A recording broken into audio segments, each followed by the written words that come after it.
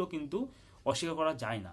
এবং সেন্ট্রালের রয়েছে অনেক জনকল্যাণমূলক প্রজেক্ট, কিন্তু সেই সেন্ট্রালের প্রজেক্টগুলো কিন্তু আপনারা প্রত্যেকটা বাড়ি বাড়ি পৌঁছে দিতে পারেননি। মানে সেন্ট্রাল দিচ্ছে না যে তা নয়, যে সুকন্যা যোজনা থেকে শুরু করে উজ্জ্বলা গ্যাস যোজনা আরও অনেক কিছু আছে, সেগুলো মানুষের ওয়েস্ট বেঙ্গলের মানুষের বাড়ি বাড়িও পৌঁছাচ্ছে। কিন্তু এইবার কি হচ্ছে, যারা টিএমসি কর্মীরা তারা কিন্তু ওই জিনিসটাকে কাজে লাগিয়ে দিচ্ছে এবং বলছে যে এটা কিন্তু রাজ্য সরকার দিচ্ছে, সেই হিসাবে কিন্তু ভোটটা কিন্তু মানুষ পাচ্ছে। কারণ গ্রামের মানুষরা তো ওটা বুঝে না যে কোনটা সেন্ট্রাল কোনটা রাজ্য, সেটা কিছু বোঝে না। ওরা বোঝে রাজ্যে যে সরকার রয়েছে সেই সরকারের মধ্যে দিকে হয়তো আমরা সবকিছু পাচ্ছি, কিন্তু সেন্ট্রালের যে প্রজেক্টগুলো আসছে সেগুলো কিন্তু আপনারা মানুষের কাছে পৌঁছে দিতে পারছেন না, মানে বলতে পারছেন না। বাড়িতে বাড়িতে ডোর টু ডোর যে ক্যাম্পেন এবং প্রত্যেকটা ওয়ার্ডে কর্মী তৈরি করা, সেটা যদি আপনারা না করতে পারেন তাহলে কিন্তু এই অবস্থা হবে।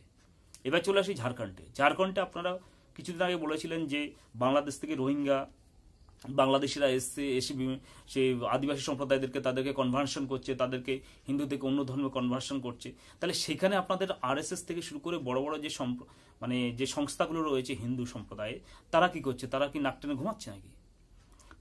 তো এরা তো প্রত্যেকটা ডোর টু ডোর ক্যাম্পেন করতে পারে, আদিবাসী সম্প্রদায়ের মানুষকে তো বোঝাতে পারে যে এই হচ্ছে, তোমাদেরকে এসে ওখান থেকে কনভার্সন করে ধর্ম পরিবর্তন করে তোমাদের সম্পত্তি লুট করছে, সব কিছু করছে। সেটাও তো আপনারা করতে পারছেন না, এবং সেক্ষেত্রে তো আপনারা পিছিয়ে যাচ্ছেন। ওভারঅল আপনারা টোটাল সারা ভারতবর্ষে যদি 100 জন মানে মানুষ থাকে, ধরুন 100 জন মানুষের মধ্যে দিয়ে যদি 60 জন হিন্দু হয়, সেই হিন্দু সম্প্রদায়কে আপনারা অ্যাডজাস্ট করুন। আপনি যদি ভোট পেতে চান, সেটা কিন্তু আপনারা করতে পারছেন না। তাহলে কি লেকচার দিয়ে কোনো কাজ নেই। করার জন্য আপনাদেরকে প্রত্যেকটা মানুষের পাশে দাঁড়াতে হবে। ডোর টু ডোর ক্যাম্পেন সারা বছর, শুধু একদিন ওই ভোটের মানে 2 মাস 3 মাস আগে আমি ক্যাম্পেন করলাম, ক্যাম্পেন করে ছেড়ে দিলাম এবং ধর্মের কথা বলালাম এবং রাম মন্দির নিয়ে কথা বললাম, ওইভাবে কোনোদিন কোনো রাজনীতি হয় না। হ্যাঁ, আপনি রাম মন্দির নিয়েও কথা বলুন, উন্নয়নমূলক ডেভেলপমেন্টের কাজের নিয়ে কথা বলুন, এবং সেন্ট্রাল গভর্নমেন্ট কী কী দিচ্ছে সেটা নিয়ে কথা বলুন। সচক্ষে প্রমাণটা মানুষকে করুন। চা দোকানে বসুন, তারপরে সেখানে চা দোকান থেকে শুরু করে মানুষের মানে বাড়িতে সব জায়গায় ক্যাম্পেন করুন যে সেন্ট্রালের এই প্রজেক্টগুলো আছে, এই হতে চলেছে, এই পাচ্ছ তোমরা আগে। এবং হ্যাঁ, আমি এটা অস্বীকার করবো না যে মোদি গভর্নমেন্ট কোনো কিছু করেনি, অনেক কিছু করেছে। রাস্তাঘাটগুলো এগুলো কংগ্রেসের ইউপিএ জামানায় কোনো রাস্তাঘাটই ছিল না, কিন্তু এখন বর্তমানে আমি আমার বাড়ির পাশে রাস্তা NH-34 থেকে 12 পর্যন্ত দেখছি তো প্রচুর রাস্তাঘাট করেছে এবং হাইফাই রাস্তাঘাট করেছে মোদী সরকার। সেটা আপনারা লোকের কাছে পৌঁছে দিন। এবং ভোটের 10 দিন 20 দিন আগে ক্যাম্পেন করে ওইভাবে পৌঁছানো যায় না। আপনাকে সারা বছর লোকের পাশে দাঁড়াতে হবে। কোনো মানুষ হসপিটালাইজড হয়েছে তার পাশে দাঁড়ান, অর্থ দিয়ে দাঁড়ান, চাঁদা তুলে দাঁড়ান, যেটা সিপিএম করেছিল।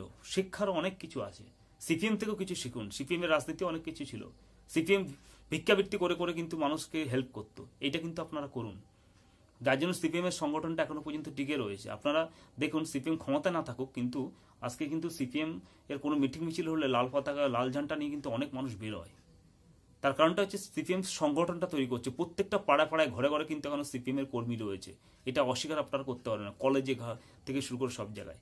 তা আপনারা যেই হোক সমস্ত ধর্মকে একসাথে সঙ্গে নিয়ে চলুন। প্লাস হচ্ছে আপনারা যে এই যে হিন্দু করছেন, সেই হিন্দুকে তো আপনারা অ্যাডজাস্ট করতে পারছেন না, হিন্দুদেরকে অ্যাডজাস্ট করুন।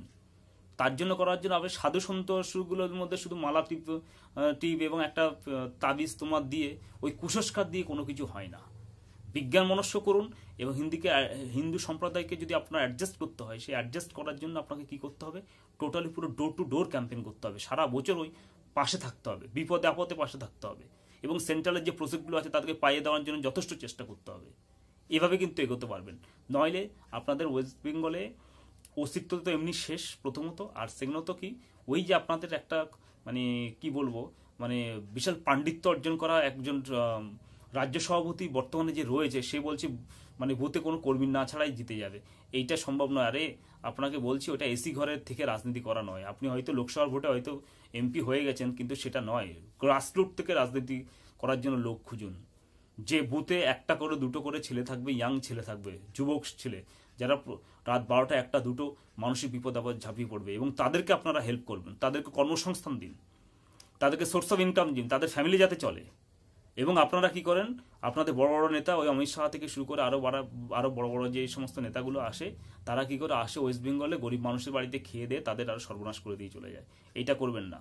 আপনাদের নেতাদেরকে বলুন, যে ফ্যামিলিতে যাবে সেই ফ্যামিলিতে অন্তত একটা ছেলেকে অন্তত কাজে ঢুকাতে, যাতে করে ওই ফ্যামিলিটা বেঁচে যায় এবং ওই ফ্যামিলি দেখে আরও 10টা ফ্যামিলি হবে। এভাবে মানুষের পাশে দাঁড়ান, কর্মসংস্থানের উপর জোর দিন, কর্মীদের কর্মসংস্থান করান, যাতে করে প্রত্যেকটা কর্মী আপনাদের পাশে থাকবে। যেটা সিপিএম করেছিল, সিপিএম প্রত্যেকটা কর্মীদের কর্মসংস্থান করেছিল, সরকারি চাকরি দিয়েছিল, যার জন্য সিপিএমের এখনো পর্যন্ত যদি ভোটও না পায় কিন্তু সংগঠনটা ঠিক রয়েছে। হ্যাঁ, আমার কথাটা শুনতে হয়তো খারাপ লাগবে, কিন্তু এটাই বাস্তব, বাস্তবটা আপনাদেরকে মেনে নিতে হবে।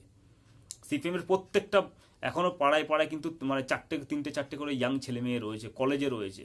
হ্যাঁ, কলেজে, ইউনিভার্সিটি থেকে শুরু করে সমস্ত অফিস কাছারে যে সমস্ত সরকারি কর্মচারীরা রয়েছে তাদেরকে কিন্তু সিপিএম চাকরি দিয়েছিল, যার জন্য সিপিএমের সঙ্গে এখনো পর্যন্ত কর্মীরা রয়েছে। আর কর্মী টিকলে এক না একদিন কিন্তু আলোর প্রদীপ জ্বলবে, এটা অস্বীকার করার কোনো জায়গা নেই।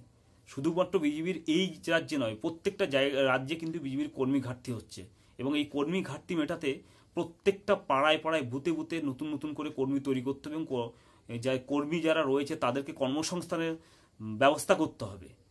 মানে একমাত্র সৎ দিয়ে চললে হবে না, যেটা আমাদের এখানে কিন্তু মমতা ব্যানার্জি করেছে। সবাই কর্মসংস্থান কিছু না কিছু মানুষকে দিয়েছে, সিভিক ভলেন্টিয়ার বলুন, আপনারা যাই বলুন, তো ছেলেটা তো অন্তত 10,000 টাকা 12,000 টাকা তো করে খাচ্ছে না, এটা কিন্তু মমতা ব্যানার্জি করেছে। আর মমতা ব্যানার্জি কিন্তু লড়াকু নেত্রী, উনি প্রত্যেকটা কর্মীর পাশে দাঁড়ায়। আপনারা কর্মীর পাশে দাঁড়ান।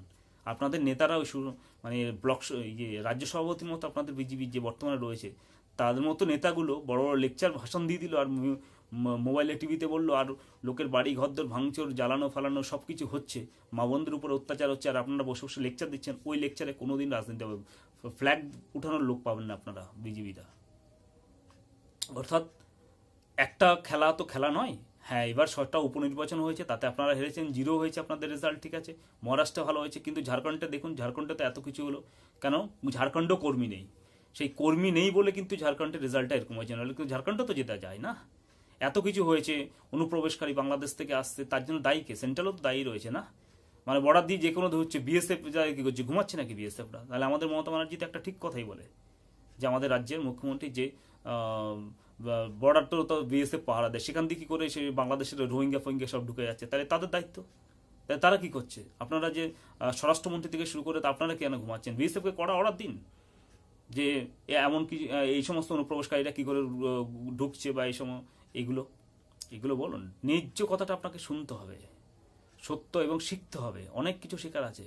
যারা কর্মীরা রয়েছেন, নেতারা রয়েছেন ওয়েস্ট বেঙ্গলে, তারা কিন্তু মমতা ব্যানার্জিকে অনুসরণ করুন, তার জীবনীটা পড়ুন, কত স্ট্রাগল করে মমতা ব্যানার্জি এই জায়গাটা এসছে, তবে কিন্তু অনেক কিছু শিখতে পারবেন।